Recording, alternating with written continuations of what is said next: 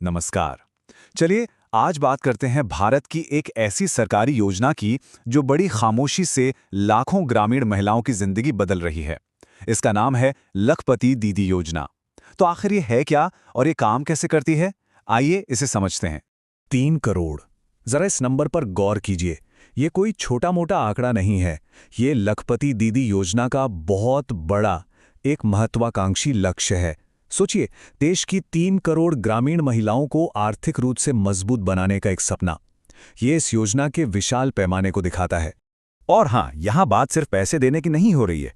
असली लक्ष्य है 3 करोड़ ग्रामीण महिलाओं को उद्यमी बनाना, मतलब उन्हें अपने पैरों पर खड़ा करना ताकि वो आर्थिक रूप से आज़ाद हो सके। ये एक ऐसा मिशन है जो जमीनी स्तर पर भारत की तस्वीर को बदल सकता है। अच्छा, तो ये लखपति दीदी शब्द हम सबने काफी सुना है ना? पर इसका असल मतलब क्या है? सरकार की नज़र में कौन है एक लखपति दीदी? चलिए इसकी परिभाषा को ठीक से समझते हैं।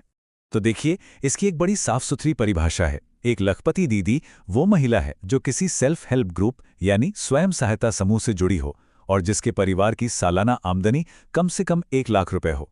और सबसे ज़रूरी बात यह है कि ये आमदनी टिकाऊ होनी चाहिए, मतलब सस्टेनेबल होनी चाहिए। अब देखिए, सालाना 1 लाख रुपए सुनने में शायद ये बहुत बड़ी रकम लगे, पर जरा इसे महीने के हिसाब से तोड़कर देखें तो ये बनता है करीब करीब 10,000 रुपये महीना। तो इस तरह देखने पर यह लक्ष्य ज्यादा पहुंच में और असलियत के करीब लगता है ना? तो सवाल ये उठता है कि आखिर ये होता कैसे है? मतलब एक आम ग्रामीण महिला इस 1 लाख रुपए सालाना की इनकम तक पहुंचती कैसे है?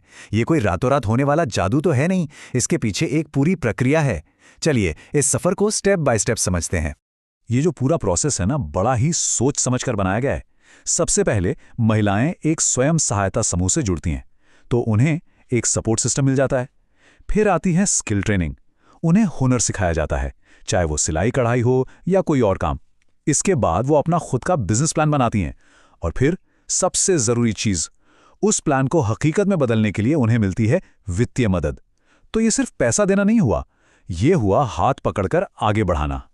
अच्छा, अभी हमने बात की थी नॉन फाइनेंशियल सपोर्ट की। तो सवाल यह है कि ये मदद मिलती कैसे? पैसा कहाँ से आता है? इन महिला उद्यमियों के पास क्या क्या साधन होते हैं? देखिए, मदद की शुरुआत तो ग्रुप के अंदर से ही हो जाती है। पहला है रिवॉल्विंग फंड, मतलब परिक्रामी निधि। ये छोटी मोटी एकदम से आई ज़रूरतों के लिए होता है। और दूसरा है कम्युनिटी इन्वेस्टमेंट फंड, जो किसी सदस्य को अपना काम शुरू करने के लिए थोड़ी बड़ी पूंजी देता है। और बात यहीं खत्म नहीं होती। एक बार जब ग्रुप थोड़ा मजबूत हो जाता है तो फिर बैंकों के दरवाजे भी खुल जाते हैं। और जरा सोचिए, 20 लाख रुपए तक का लोन, वो भी बिना किसी गारंटी के। इतना ही नहीं, 3 लाख तक के लोन पर ब्याज दर भी कम होती है, सिर्फ 7%। और हर जनधन खाते वाले मेंबर को 5,000 की ओवरड्राफ्ट सुविधा भी मिलती है। मतलब एक पूरी फाइनेंशियल सीढ़ी है जो इन महिलाओं को ऊपर चढ़ने में मदद करती है। तो ये तो हुई एक महिला के उद्यमी बनने की कहानी। पर जब ऐसी लाखों कहानियां एक साथ लिखी जा रही हों, तो देश पर इसका क्या असर पड़ता है?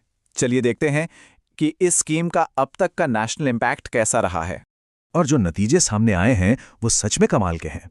अब तक करीब करीब 1 करोड़ 48 लाख महिलाएं लखपति दीदी बन चुकी हैं। यह सिर्फ एक नंबर नहीं है, ये 1.5 करोड़ परिवारों की बदली हुई जिंदगी है। 1.5 करोड़ महिला उद्यमियों की सक्सेस स्टोरी है। 3 करोड़ के टारगेट का आधा सफर तो लगभग तय हो चुका है। और अगर हम राज्यों के हिसाब से देखें तो महाराष्ट्र सबसे आगे है, जहां 22 लाख से ज्यादा लखपति दीदियां हैं। उसके बाद आता है आंध्र प्रदेश, जहां ये आंकड़ा 17 लाख से ज्यादा है। और फिर बिहार, जहां 14 लाख से ज्यादा महिलाएं इस मुकाम तक पहुंच चुकी हैं। तो ये साफ दिखाता है कि ये सफलता किसी एक दो जगह की नहीं, बल्कि पूरे देश में फैल रही है। और ये सब हमें एक बहुत बड़े सवाल पर लाके खड़ा कर देता है।